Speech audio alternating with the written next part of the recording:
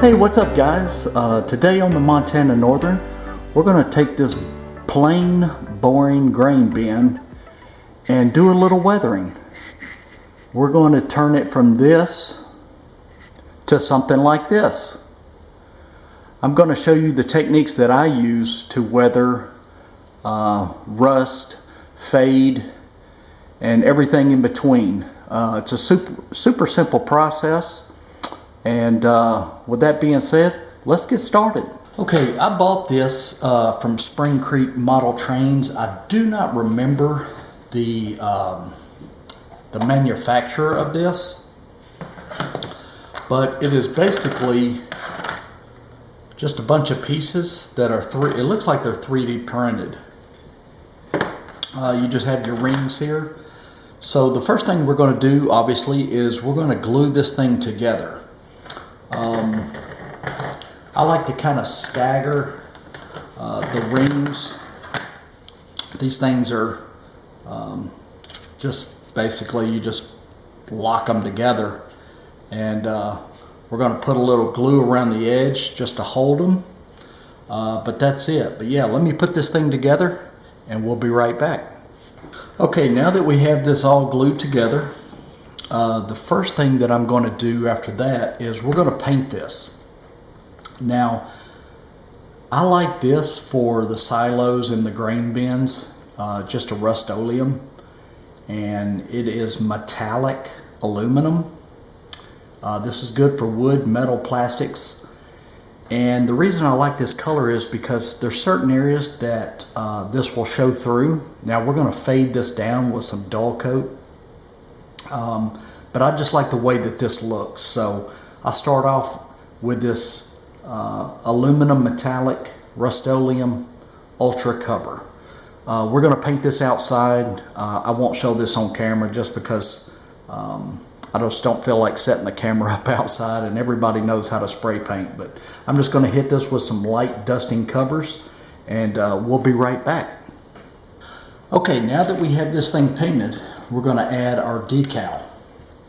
So I've got some of these here. This kit and the labels are actually made from grain belt models from Iowa Scaled Engineering. Great little models.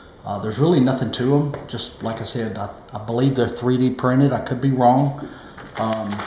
But we're going to pick out the one that we want. I want to do this yellow one here just so it'll stand out a little bit. So we're going to cut this out. And I want to kind of cut it as close as I can, and just cutting it with an X-Acto knife. Doesn't have to be perfect, but you want to try to get it as close to the logo as possible, just so you don't have a lot of extra film showing through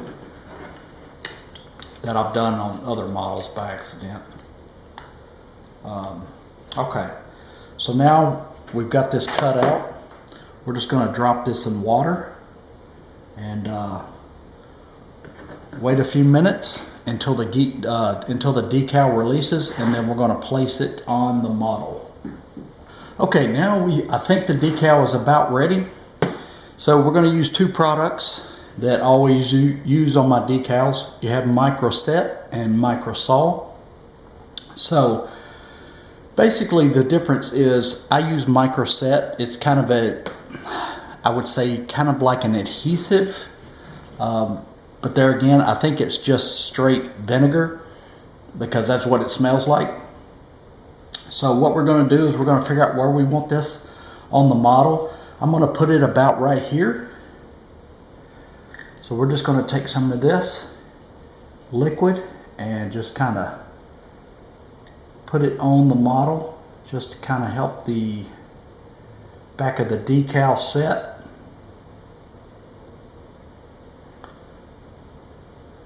And let's put this away.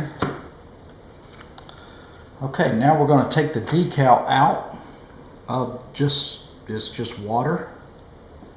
And it's definitely ready to come off.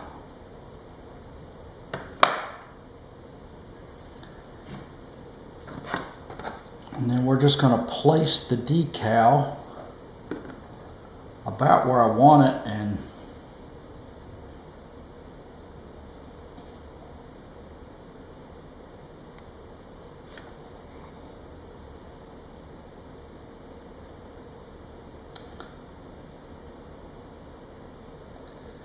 I get so picky. Every time I think it's right, I mess with it and then I make it crooked. So I think that looks pretty good right there. I hope you can see that. Okay, now that we have the decal in place, we can move all this stuff out of the way. Now we're going to use this product, Microsaw. So Microsaw basically softens the decal, especially for irregular surfaces. And on this model here, there's a lot of lines, so we want that decal to actually go down in the lines to make it look like it was painted on. I usually put about 3 coats of this stuff. That always seems to be the magic number that works. So we'll just take our brush and we're just going to put this on.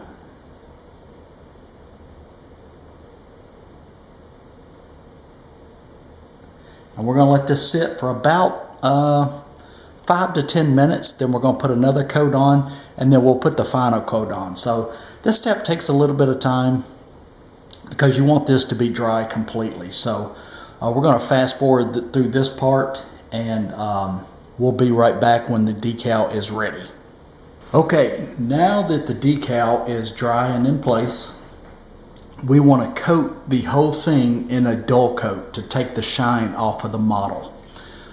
For that particular process, I like to use this Rust-Oleum clear top coat, and it's called Dead Flat, which means there is no shine whatsoever. It's got an easy, convenient spray top on it. Now this stuff is it comes out pretty good, so I tend to just mist the model all the way around, let it dry.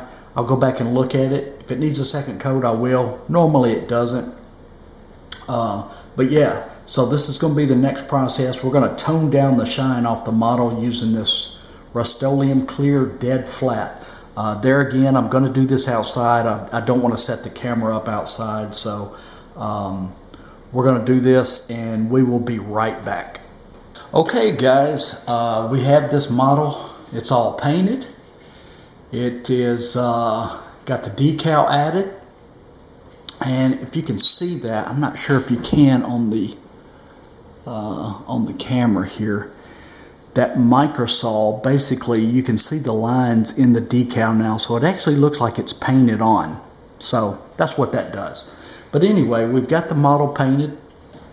We've got a coat of dull coat flat on there.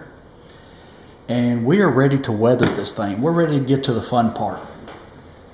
Okay, for the first thing that I do is I like to basically put a some type of weathering agent, like a alcohol wash with some ink added. The old way it was a good way, but I have found this company here called Vetero Solutions, and kind of looks like old school elixir. But this one here is murky brown. This is the one we're going to use. I've got a few other ones. I've got aged barnwood, I've got a medium cherry brown, and I've got swamp rot. That sounds like something you get in your wet shorts from running all day, but this has kind of got like a green tint to it. The medium cherry brown has a little bit of a red tint to it. The aged barnwood has more of a gray tint to it. And this murky brown has more of a brown look to it. So this is the one we're going to use. So to do this, I just use an old brush. I like these fat ones here. It covers more area. We're just going to take this stuff and shake it up really good. And then we're just going to get to work putting this wash on here. And as you can see, I'm just going back and forth.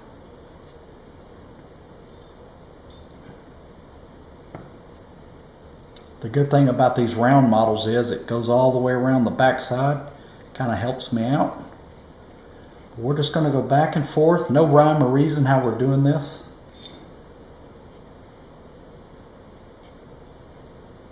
So make sure and get everything covered.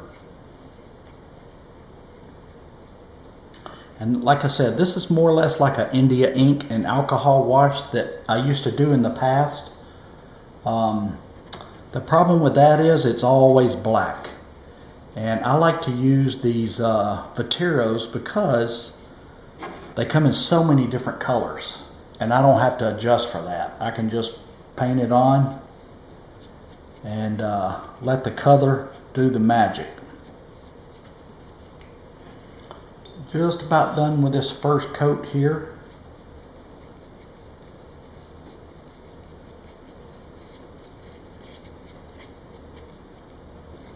And then we'll go over the entire model just to make sure we got everything covered. It looks good.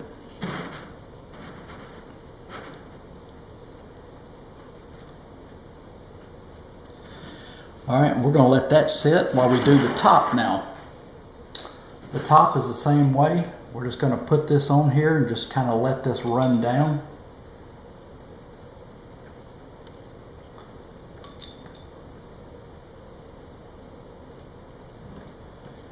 And just let it do its thing.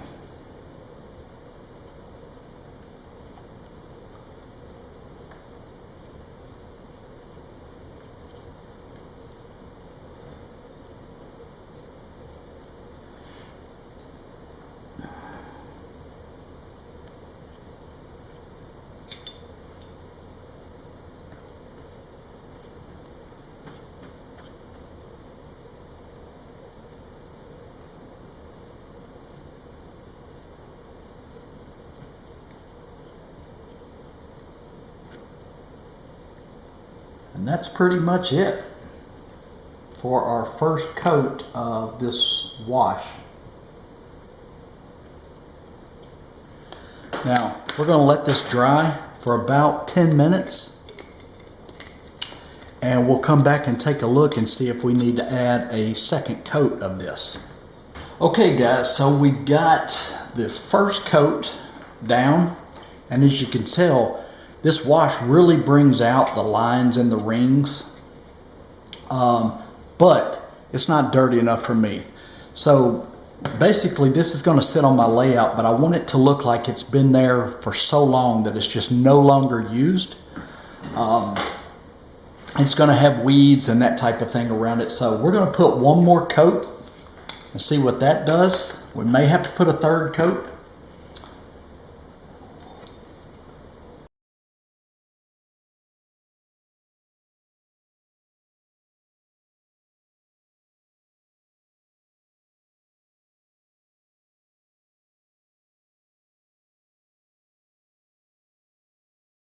Same thing as before, we're just going to go all the way around this model, make sure we got everything covered. And that's looking really good. Alright, we're going to set this down. Now we're going to do the top again.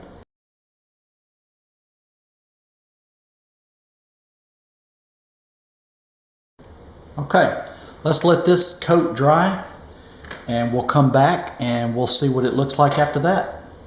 Okay guys, so now that we have this done, everything is dry, it's looking really good. Now it's time to add the rust. So on these things, typically the rust is just on the top. You will see some on the sides, but for the most part, the heavy rust is around the top. Now, with that being said, it tends to be more down towards the bottom. If you look at photos, some are rusted all the way to the top, but we're looking for something that has actually, the rust is more down at the bottom, and we'll leave a little bit of the top. Now, to do that, I'm going to use this acrylic burnt umber. This is just, it is what it is, acrylic burnt umber. So we're going to put some of this into the paint tray, Just a little bit goes a long way. Just a dab. Okay, to apply this, this is the technique that I like to use. This is just a grout sponge, and I tear a piece of it off. And don't cut it with scissors, pull it off, because when you pull it off, it leaves all these different little grades, sharpnesses, you know, it's just really sporadic. But what I like to do is, I like to dip this into the paint, just a little, and then we're going to take most of it off. So it's kind of like dry sponging, I guess. So now that we have some on our sponge here, we're going to start adding we're just going to dab this on. Like I said, I want it heavily more towards the bottom.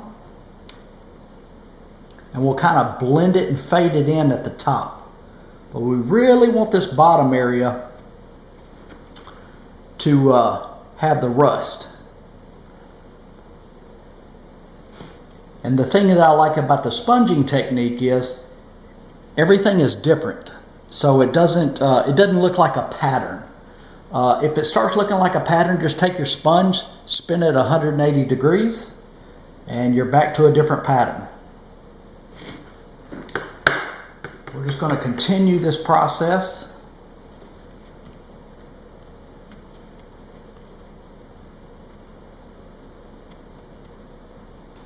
Until we like the looks of it.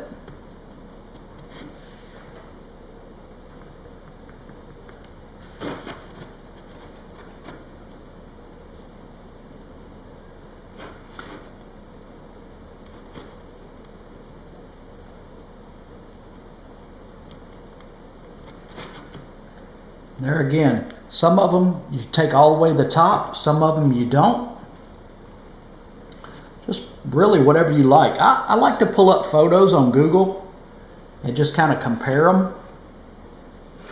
We're going to hit that top really good.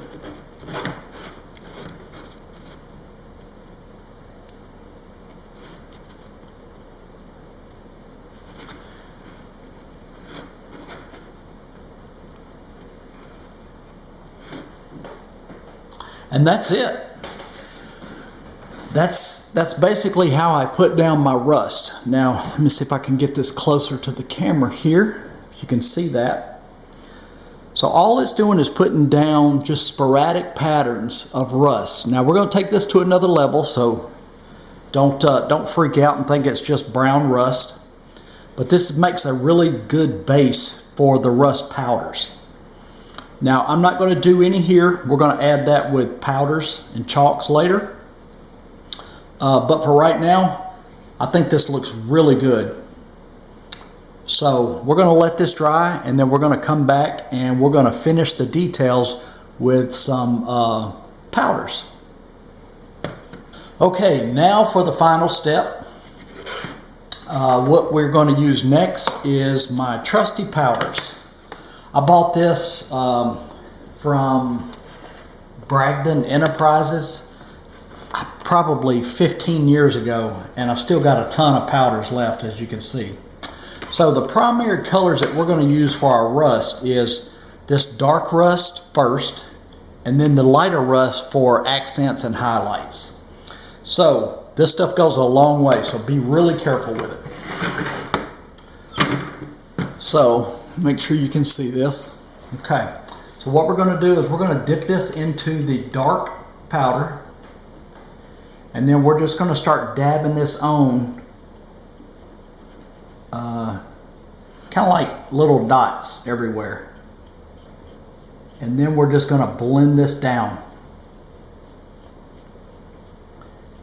Always make sure that you go with the direction of the model. And then it's just a matter of back and forth.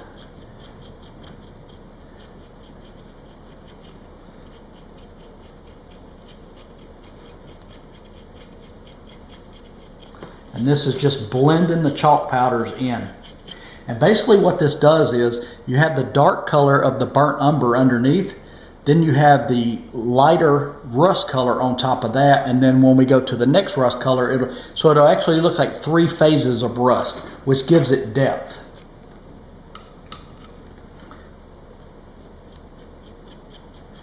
And then there again, put it in different areas, and then just work it back and forth until it's all blended in.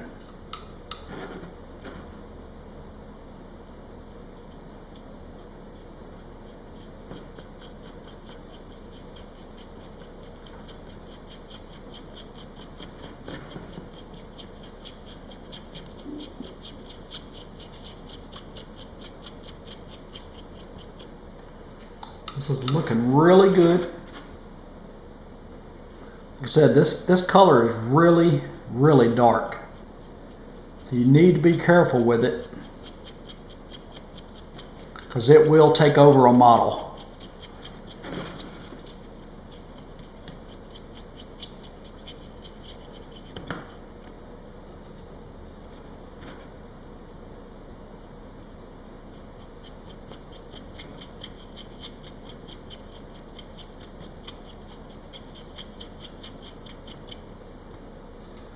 A little bit more right here. And then we'll do a little bit on the top. Now we're just going to go back over this one more time, just back and forth, really mashing that that chalk powder into that acrylic burnt umber paint, and it really starts giving a lot of depth into the color of the burnt umber. So I always take my finger when I'm done just to make sure if there are any clumps, because this is all sealed now. Your finger also, to me, it starts blending everything in.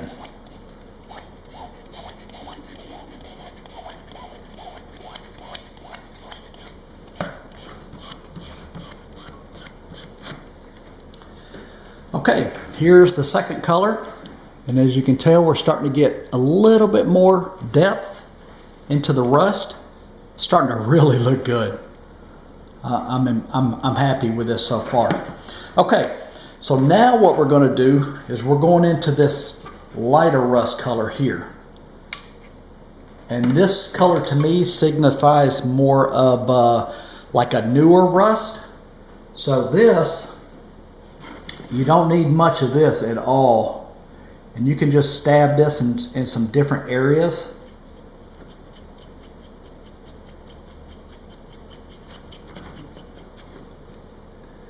Because the newer rust is kind of just, to me, it's right in the middle of all of the darker spots, if that makes sense. So you basically have a circle of the dark acrylic, then you want to go inside of that with a darker powder, then inside of that with a lighter rust. So it looks like 3 shades fading out.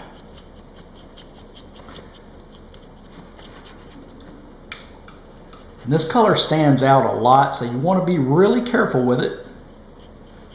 Not too much.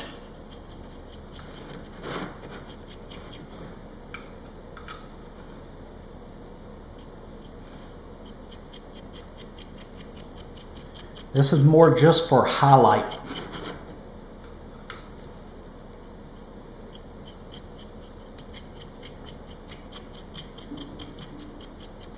Oh, this looks good.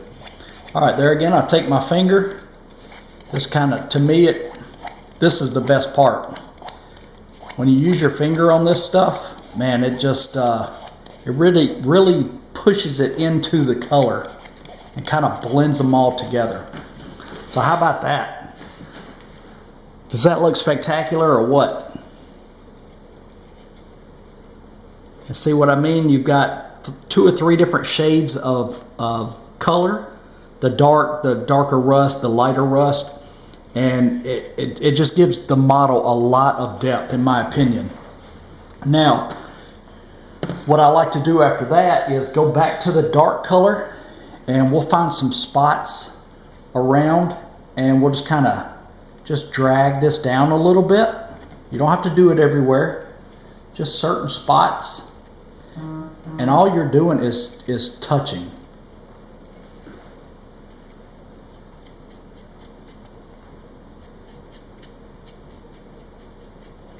You're just touching the model. Then I take my finger and wipe most of it away.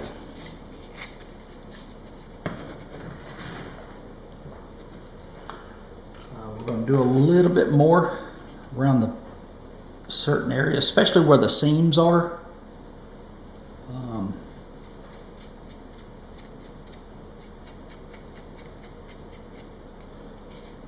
I'm going to take that off my finger. Then we'll go back to the light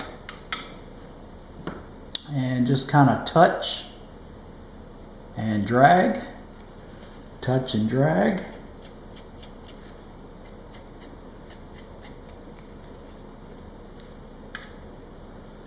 We're going to touch and drag.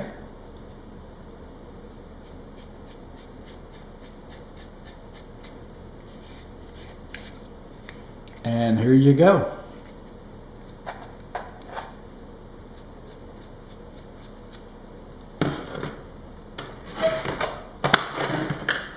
And that's it. That is all there is to it. We took that really nice clean plastic and we turned it, to me, into a really worn out grain bin. Let's put this up on the layout and we'll kind of, a little bit better lighting, and we'll kind of show off the rust and the weathering. So here you go, guys, a little bit better lighting. But as you can tell, like I said, you've got about 3 different shades of rusting on the top. Now I'll go back over this with another spray of the dull coat, and it'll tone those colors down a little bit more. But that's basically my technique of rusting. That's exact steps how I do all of my models that I want to give that, you know, deep weathered look. So I hope this helped. If you have any questions, put them down in the bottom. Be glad to answer them. And I hope you enjoyed this tutorial. I hope to do more of them later. But that's going to do it for this video. Hope you guys enjoyed it. Hit that like button. And if you haven't subscribed yet, what are you waiting for? And we'll see you guys in about a week.